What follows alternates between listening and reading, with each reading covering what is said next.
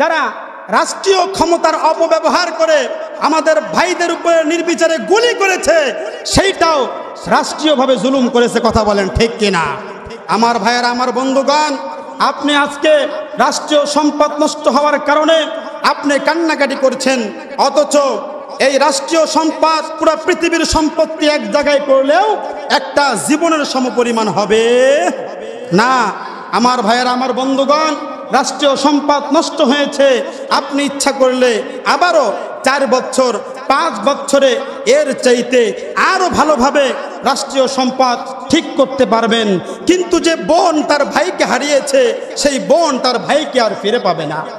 যে অভাগিনী মা তার সন্তানকে হারিয়েছে, সেই মা তার সন্তানকে আর ফিরে পাবে না। অতএব যারা এই জুলুম করতেছে আমরা তাদের নিন্দা করি। কথা বলেন ঠিক কিনা?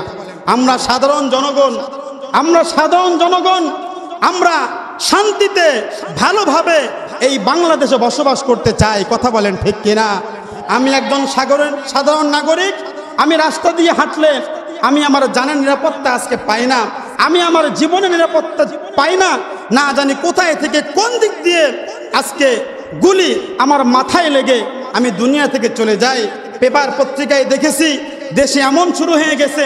আমরা দোয়া করি আল্লাহ পাক রব্বুল আলামিন যেন আমার প্রিয় মাতৃভূমি, লাল সবুজের মাতৃভূমি, যে বাংলাদেশকে লক্ষ লক্ষ শহীদের বিনিময়ে আমরা পেয়েছি। কথা বলেন ঠিক কিনা? এই বাংলাদেশে আমরা কখনো অশান্তি চাই না। এই বাংলাদেশ আল্লাহ পাক রব্বুল আলামিন যেন শান্তি ফিরিয়ে দিক। সকলে বলি আমিন। আমার ভাইয়েরা, আমার বন্ধুগণ, এই জন্য জালেমের খাতায় আমার যেন নামটা না চলে আসে। কথা বুঝতে পেরেছেন?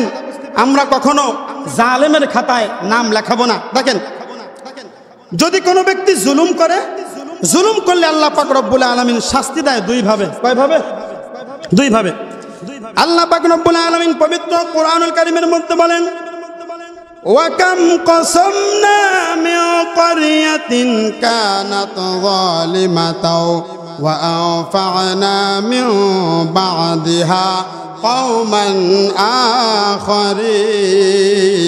আখারিন। আল্লাহু আকবার। আল্লাহ পাক রব্বুল আলামিন বলেন, ও দুনিয়ার জালেমরা, ভালো করে শোনো। যারা তোমরা স্বামী হয়ে স্ত্রীর উপরে জুলুম করতেছো, যারা তোমরা বাবা হয়ে সন্তানের উপরে জুলুম করতেছো, যেই সন্তানরা সন্তান হয়ে বাবার উপরে জুলুম করতেছো, তোমরা সমাজের নেতা হয়ে যারা তোমাদের প্রজার উপরে জুলুম করতেছো, ভালো করে শুনে রাখো, আমি আল্লাহ পাক রব্বুল আলামিন ইতিপূর্বে জালেমদেরকে জুলুম করার কারণে, মাজলুমদের উপরে জালেমরা জুলুম করার কারণে আমি আল্লাহ পাক রব্বুল আলামিন অনেক গ্রাম, অনেক দেশকে এই দুনিয়াতে, পৃথিবী থেকে নিচ্ছিন্ন করে দিয়েছে। জোরে বলেন নাউজুবিল্লাহ। আমার ভাইয়েরা, আমার বন্ধুগণ, যারা জুলুম করবে আল্লাহ পাক রব্বুল আলামিন দুনিয়াতে কি শাস্তি দিবেন? পবিত্র কোরআনুল কারীমের মধ্যে আল্লাহ পাক রব্বুল আলামিন বলেন, ওয়ালাউ তারা ইয ইয়াতাওয়াফফাল্লাযীনা কাফারুল মালাইকাতা ইয়াদরিবুনা বুজুহাহুম ওয়া আদবারহুম ওয়া যুকু আযাবাল হারিক। আল্লাহু আকবার। আল্লাহ পাক রব্বুল আলামিন বলেন, ও জালেমরা, ভালো করে শুনে রাখো, যারা তোমরা আজকে দুনিয়াতে জুলুম করতেছো মাজলুমের উপরে, আল্লাহ পাক রব্বুল আলামিন পবিত্র কোরআনুল কারীমের মধ্যে বলেন, দুনিয়াতে জুলুম করা খুব সহজ, কিন্তু মৃত্যুর সময় তোমার যেই শাস্তি আল্লাহ পাক রব্বুল আলামিন দিবেন, আপনারা শুনলে অবাক হয়ে যাবেন। যেই জালেম এই দুনিয়াতে জুলুম করবে মাজলুমদের উপরে, আল্লাহ পাক রব্বুল আলামিন বলেন, তার যখন মৃত্যুর সময় ঘনিয়ে আসবে, আল্লাহ পাক রব্বুল আলামিন তার সামনে যখন নাকি আজরাইলকে পাঠায়া দিবেন, আজরাইলকে পাঠানোর পর ওই আজরাইলকে দেখে জালেমের চোখ 2টা বড় বড় হয়ে যাবে। জোরে বলেন নাউজুবিল্লাহ। আজরাইলের সাথে যেই ফেরেশতারা থাকবে, জালেমের জানটা ধরতে চাইবে না। একজন জালেমের লাশ দুনিয়া বহন করতে চায় না। নাউজুবিল্লাহ বলেন।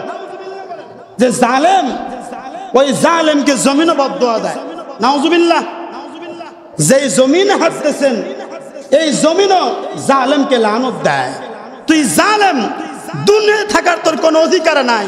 আসমান লানত দেয়, তুই জালেম, আমার ছায়ার নিচে তোর থাকার কোনো অধিকার নাই। শ্বাস প্রশ্বাস এইটাও জালেমকে লানত দেয়। তোর মতো জালেম দুনিয়া থাকার কোনো অধিকার নাই। তুই নিজের উপর জুলুম করেছিস, আল্লাহর উপর জুলুম করেছিস, আল্লাহর সৃষ্টির উপরে জুলুম করেছিস। অতএব দুনিয়াতে থাকার তোর কোনো অধিকার নাই।